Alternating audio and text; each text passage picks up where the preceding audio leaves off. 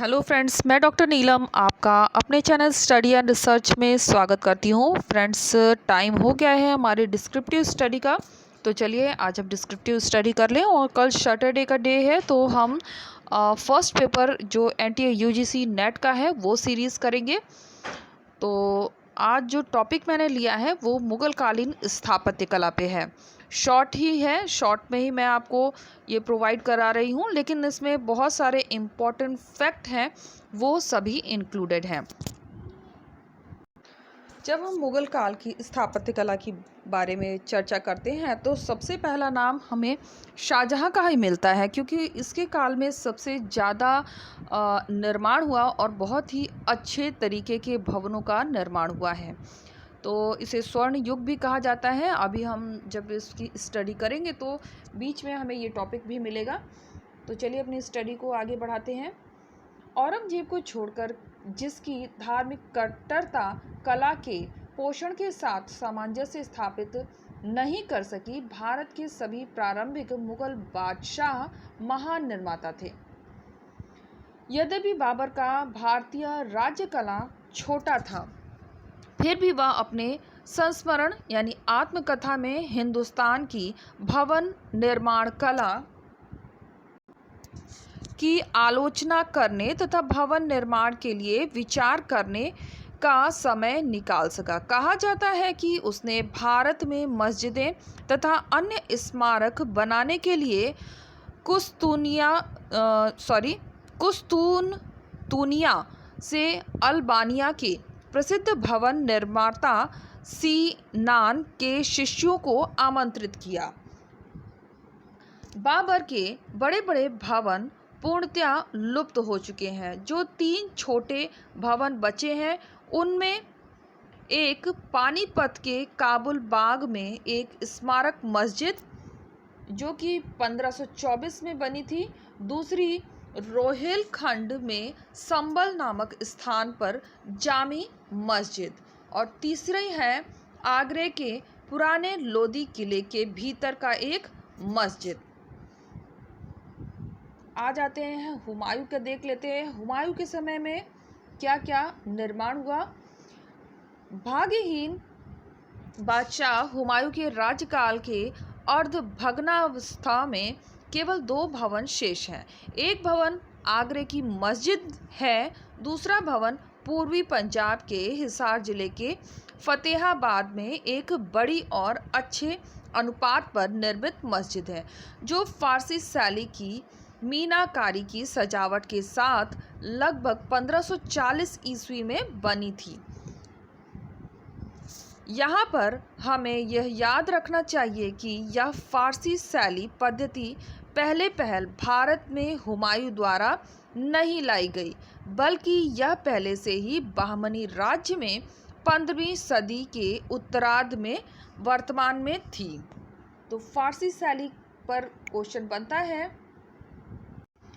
कि ये 15वीं सदी के उत्तरार्ध में आई थी और कहाँ देखने को मिला था, तो बहमनी राज्य में। अकबर के काल की स्थापत्य कृतियाँ। अकबर के शासनकाल में भवन निर्माण कला का अद्भुत विकास हुआ। अबुल फजल उचित ही कहता है कि उसके बादशाह ने आलीशान इमारतों की योजना बनाई तथा अपने मस्तिष्क एवं हृदय की रचना को पत्थर और मिट्टी की पोशाक बनाई। फार्गुसन ने ठीक ही कहा है कि फतेहपुर सीकरी किसी महान व्यक्ति के मस्तिष्क का प्रतिबिंब था।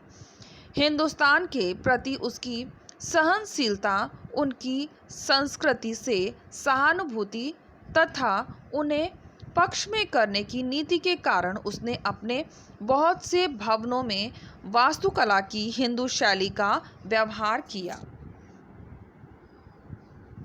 इन भवनों की सजावट की विशेषता हिंदू तथा जैन मंदिरों में पाई जाने वाली सजावट की विशेषताओं की अनुकृतियां हैं।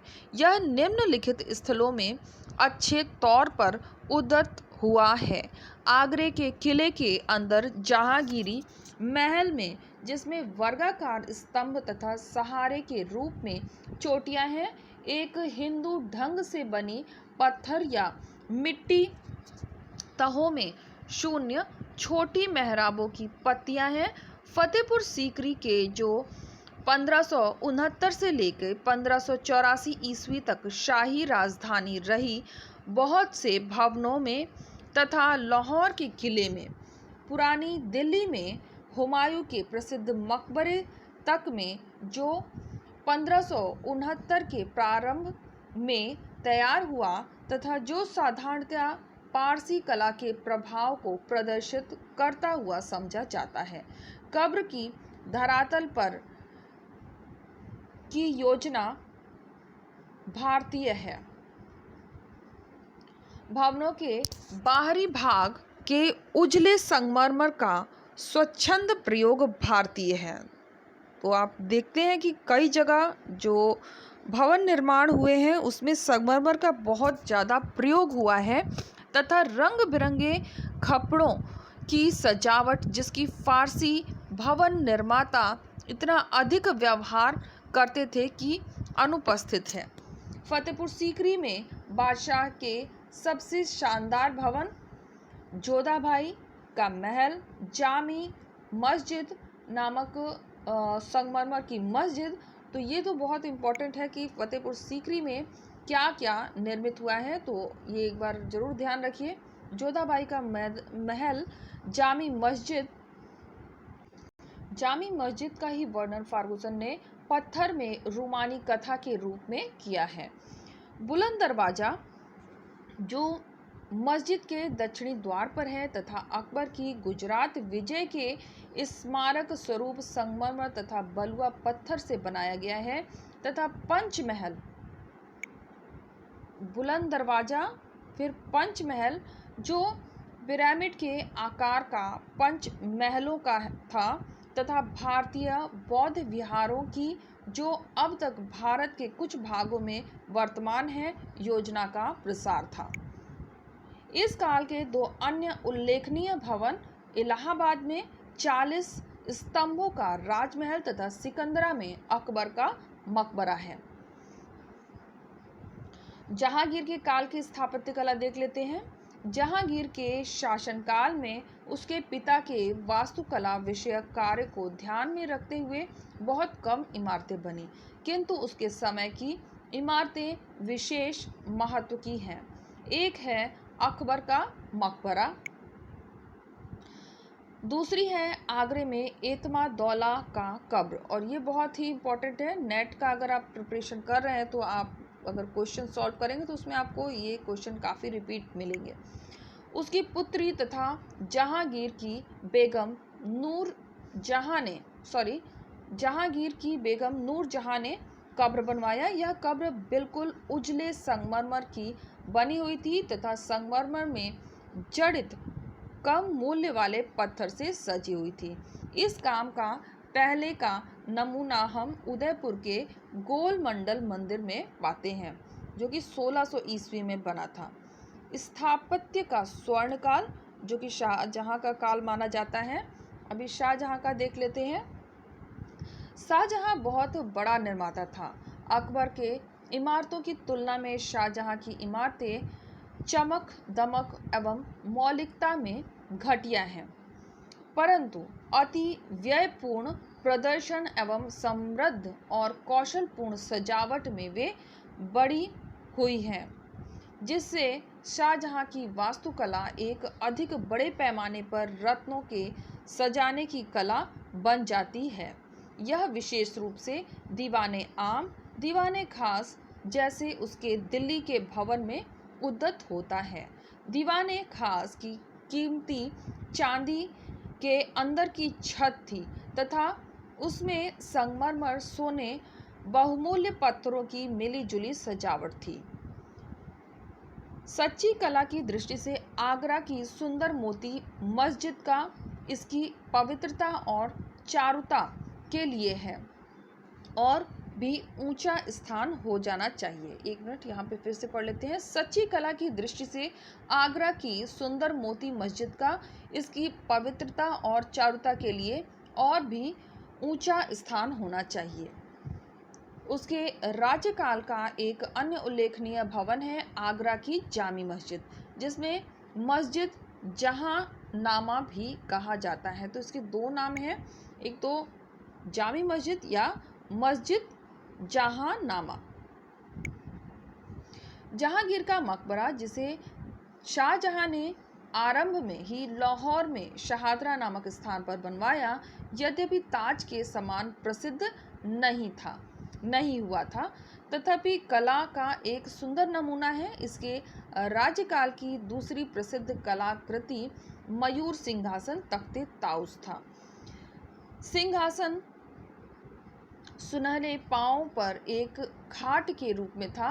मीनाकारी किया हुआ चंदवा पन्ने के 12 खंभों पर आधारित था। प्रत्येक स्तंभ पर रत्नों से जड़े 2 मयूर जोड़े, पक्षियों के बीच हीरो पन्ने, लाल मणियां तथा मोतियों से आच्छादित एक वृक्ष था। नादिर शाह इस सिंहासन को 1739 ईस्वी में लूटकर फारस ले गया, परंतु दुर्भाग्यवश अब वह इस संसार में कहीं नहीं है। औरंगजेब के शासनकाल में भवन निर्माण कला की शैली का हाश्र होने लगा। इसके राज्यकाल की जो कुछ भी इमारतें हैं, जिनमें सबसे महत्वपूर्ण थी लाहौर मस्जिद, जो 1674 ईस्वी में पूरी हुई, वे पुराने आदर्शों की कमजोर नकल मात्र थी। इसके अतिरिक्त उसने दिल्ली के लाल किले में मोती मस्जिद, औरंगाबाद में अपनी बीवी राबिया उद दौरानी का मकबरा, जिसे कि दूसरा ताजमहल या बीवी का मकबरा का निर्माण भी इसने कराया था। तो इसके बारे में इतनी ही जानकारी है। राबिया उद दौरानी का मकबरा के बारे में क्वेश्चन बनता है, इसलिए थोड़ा ध्यान रखिए। तो यहाँ पे हमने शॉर्ट में इम्पॉर्टेंट फैक्ट की स्टडी कर ली है। अब मैं आपको प्लेलिस्ट एक बार वॉच करा देती हूँ। तो हम आ गए हैं अपनी प्लेलिस्ट में। यहाँ पर ये आप जो देख रहे हैं प्राचीन इतिहास, मध्यकालीन इतिहास, इस सीरीज़ में आपको ओल्ड पेपर मिलेंगे इतिहास के, NTA UGC नेट जो कराता है। और यहाँ है MCQs प्रैक्टिस सेट B के नाम से, और इसमें हमने टॉपिक वाइज ऑब्जेक्टिव क्वेश्चंस की स्टडी की है। और जो स्टडी अभी हम कर रहे हैं डिस्क्रिप्टिव वे में, वो आपको इसमें मिलेगा। इसमें 54 वीडियोस अपलोड हो चुके हैं, तो आप डिस्क्रिप्शन बॉक्स में जाकर लिंक के माध्यम से इनकी स्टडी कर सकते हैं। और जिन लोगों ने NTA UGC नेट का फॉर्म नहीं फिल किया है, उनके लिए खुशखबरी है कि कल 16 तारीख है और वो समाप्त होने वाली थी, लेकिन उसे एक्सटेंड कर दी गई है और 31 तक ये डेट दे दी गई है। 31 तक आप फॉर्म फिल कर सकते हैं। तो उम्मीद है आपको वीडियो पसंद आएगा। वीडियो पसंद आता है तो लाइक शेयर सब्सक्राइब करें। सब्सक्राइब करने के बाद बेल आइकन की घंटी को जरूर प्रेस कर लें, ताकि इस तरह का वीडियो जब भी अपलोड करूं उसका नोटिफिकेशन आसानी से आपको मिल सके। Okay friends, good night, take care, bye bye.